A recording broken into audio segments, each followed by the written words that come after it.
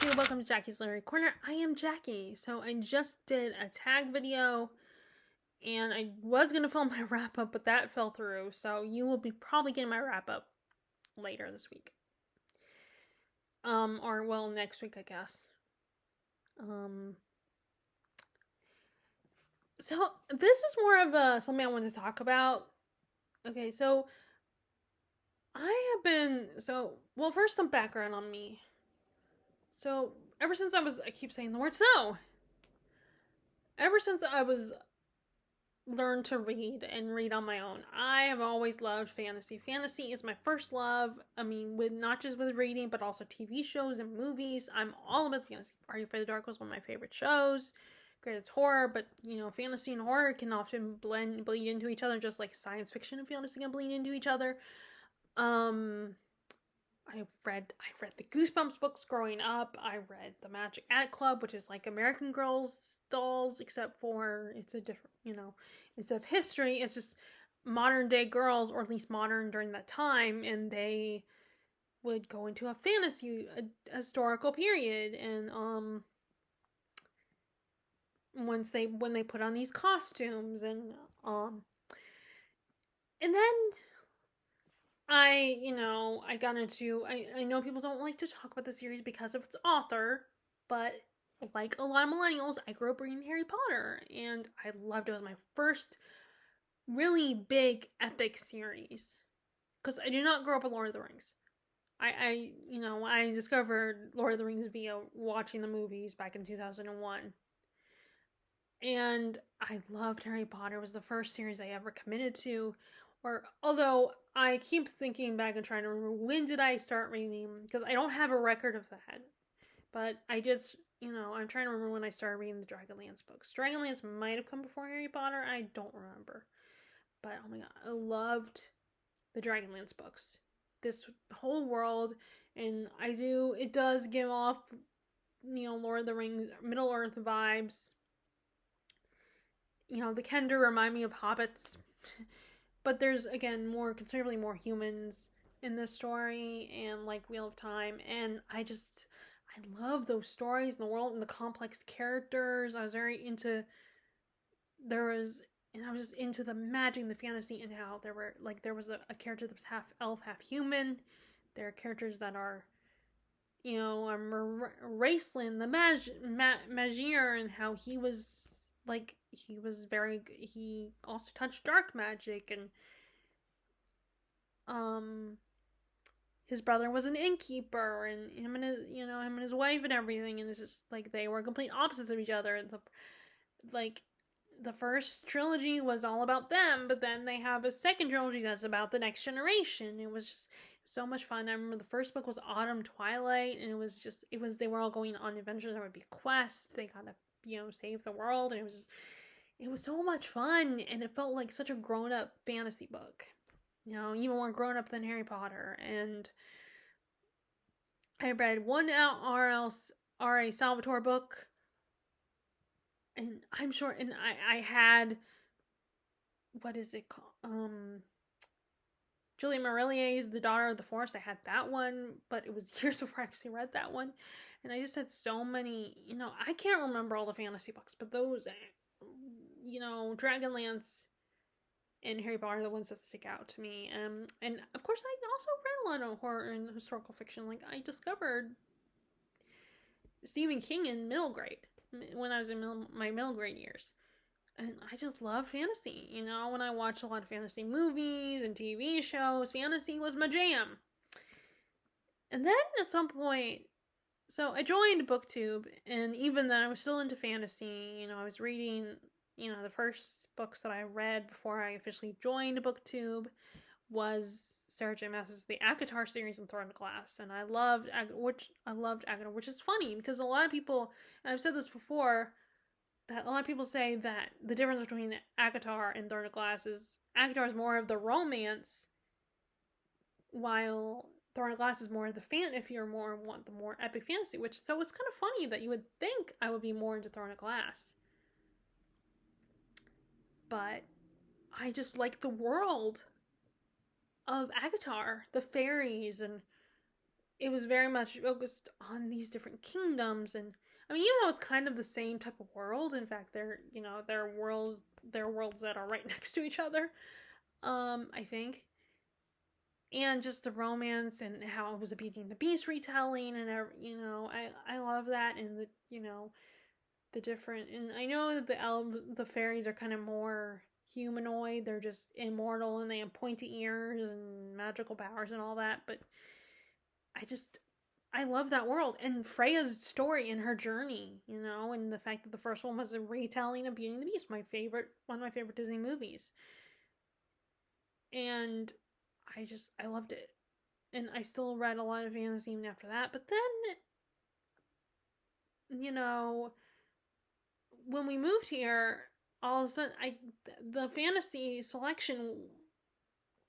But then, well, even before that, I kind of was starting to get into other genres because I liked historical fiction. Like I said, I read the American Girl books, and I got into horror. Like, in fact, another book was the Charmed books based on the show Charmed as well. And I did go through the urban paranormal, like Cassandra Clare's books, her Mortal Instruments and all that, her like first two Shadowhunter book series, and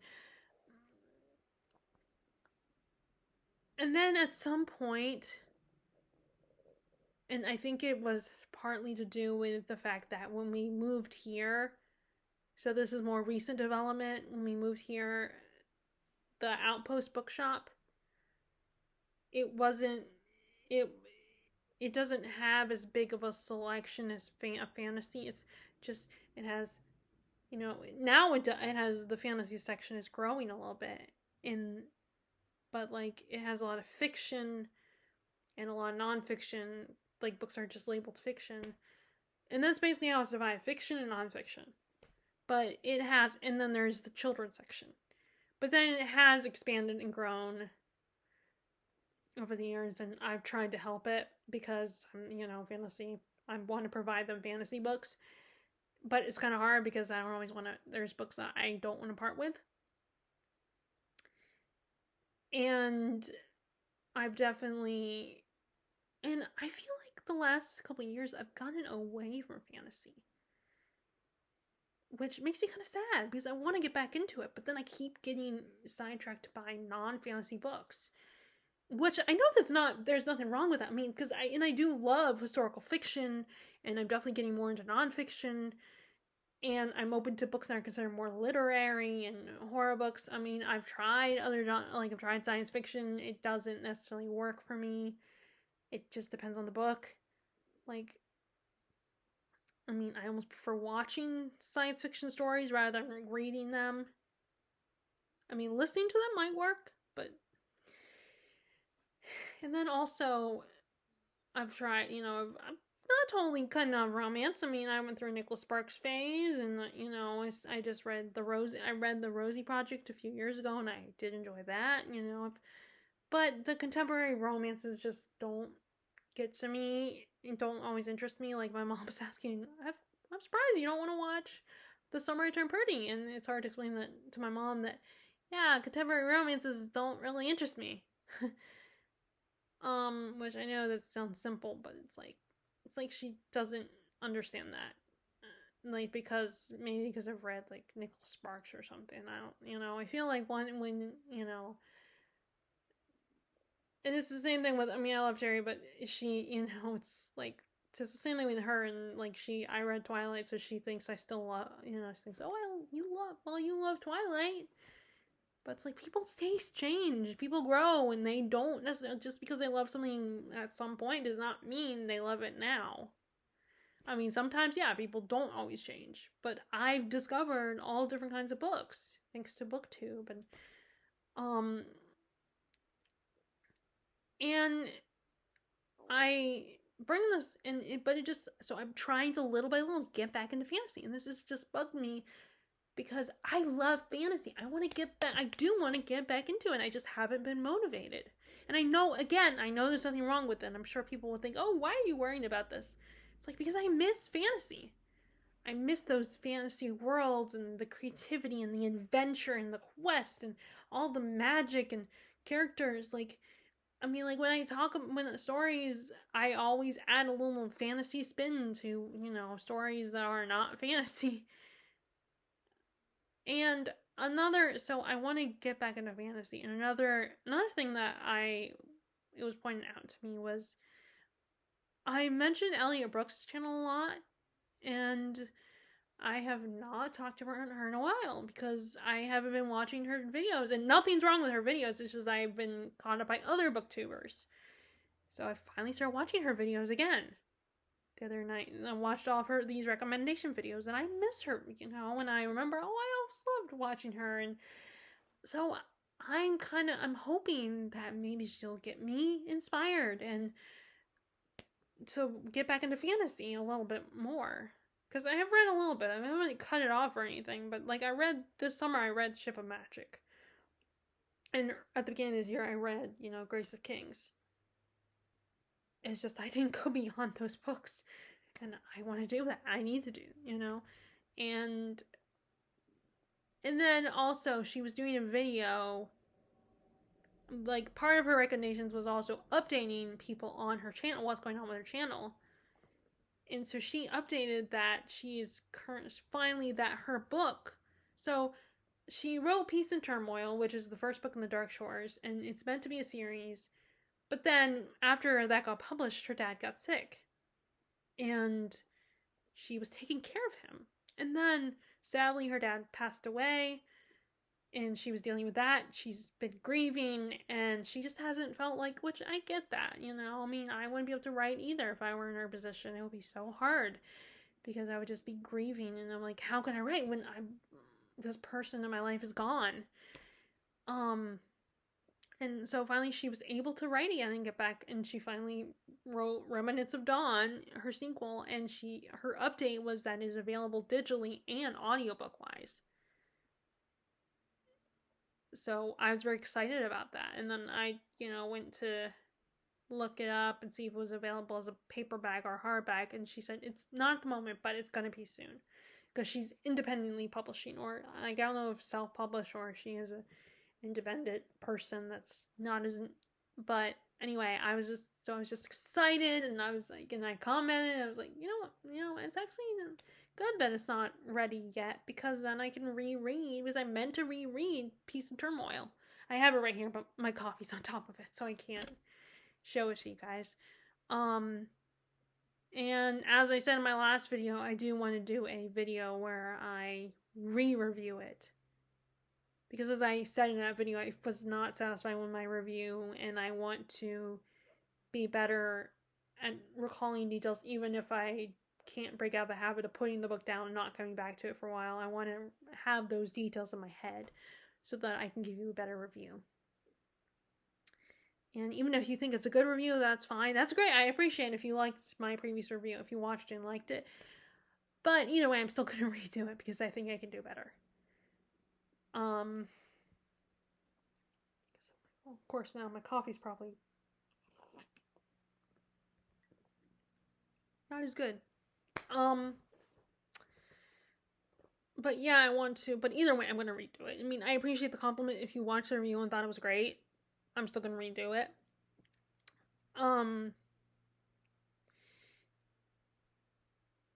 And so I bring this all up because that's one of the things I want to get back into fantasy, and I'm hoping that watching a fantasy booktuber that I used to love will get me. I mean, I still love Elliot Brooks. I just haven't been in the mood to watch her videos lately. I've been watching other booktubers, and like Katie from Books and Things, for instance, or like some of the people that do discussions. Although she also does discussions too.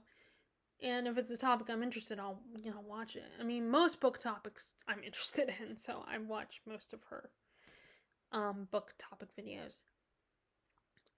And so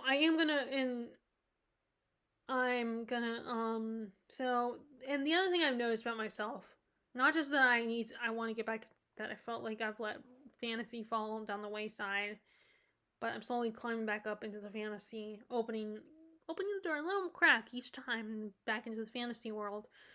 But also, I've noticed there are a lot of authors that I've tried their works and I've read a few of their works, and I enjoy them, but then I set them aside, don't come back to them for a while, and then I want to come back to them. Like Joe Abercrombie. I had read that one series that starts with the blade itself, and it ends with the last argument of kings, and I do not remember what the middle book is. That whole trilogy, and I intended to buy Best Served Cold, but I never got around to it. And I want to get back into Joe Abercrombie, and I bought his book The Devils recently, and so I want to get back into him. I want to get back. I want to get back into Brandon Sanderson. As you can see, I've already started there with finally getting to the Wax of Wayne series. And then there's other authors like Anne Rice, which I started getting back into last year, and around the time that she sadly passed away. And now there are some that I have not felt the desire to get back to. Like, I'll think about it for like a second, but then it just doesn't happen. Like, Sarah J. Maas. I've just moved on from her. Even though I liked her ACOTAR, and I still might continue with ACOTAR because book 6 is coming out soon. So I might still come back and at least listen to an audiobook. I mean, that's how I consumed Silver Flames. And I am so excited for Elliot Brooks' new sequel to this book. I cannot wait. But like I said, this will give me a chance to reread Peace and Turmoil. But yeah, there's a lot of authors, and there are some people that I feel like I come late to the game. Like, there are a lot of fantasy authors, like Brandon Sanderson, for instance, and Joe Abercrombie, that I'm behind. Like, everyone else is already caught up. I mean, I'm working on being caught up with Arth Kwong. I just have this one book to read, Babel, and then I'm caught up with her because I've already listened to Yellow Space. And then there's other authors that are older that I never read their books before, and now I'm finally getting like a discovery, which is the All Souls trilogy, which I just realized the reason why I called that is partly to do with that Oxford has a building called All Souls, a hall that's All Souls. I learned that from Babel, and because that also All Souls takes that book, Deborah Harkness's book trilogy also takes place in, well, actually it's not a trilogy anymore. Also takes place at Oxford, at least in the first book. And there's other series. Naomi Novak, I don't know if I'll come back to her or not, because I'm not interested in this Colomance. I attempted, and I read almost the whole book, but I just was like, why am I still reading this book? And so there's that. And so I don't know if I'll come back to Naomi Novak or not. I might feel inspired to do it. We'll see. And then, Leigh Bardugo is a possibility. There's a lot of authors that are still popular today that I think about going back to, but I don't know. I'm not sure. And then there are authors that I try, like Holly Black, and I'm like, oh, this is fun. I liked it, but I'm like, but I don't want to read. I don't feel like reading anymore. So yeah, I want to talk about those two topics together and what my feelings are right now and what I'm trying to do, because I don't know, I just felt like it sharing with you guys these thoughts. Are there any, if you like more than one genre, I'd be curious to know what are some of your favorite genres, are there genres that you feel like you've kind of put to the wayside but you want to come back to? I'd be curious about that. And are there genres, and also are there authors that you've moved on from, or are there authors that you want to come back to that you thought you moved on from, and then you decide, wait, I'm not done yet? Feel free to answer those questions in the comments below if you want. No pressure. But I hope you didn't mind me rambling. and talking about what I've been thinking about. And I hope you are doing well right now. Are you doing any? Again, one last question: are you doing any spooky reads this October? That is something I also would be curious about. Or are there dark academia? Are you into dark academia? And I hope you are enjoying your reading, whatever it may be. And I will talk to you all later. All right, bye.